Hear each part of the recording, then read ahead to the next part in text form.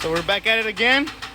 Our first step is to determine what side the noise is coming from. Is it coming from this side or this side?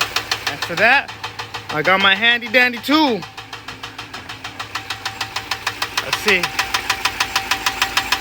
You go like this and then you put your ear close to it. I think it's coming from this side.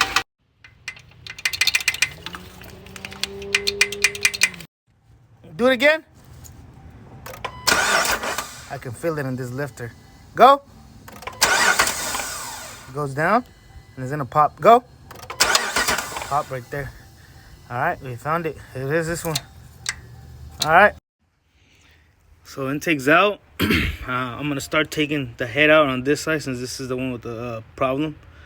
And then I'm gonna see if the camshaft is good. If it's good, then I'll start taking everything else apart.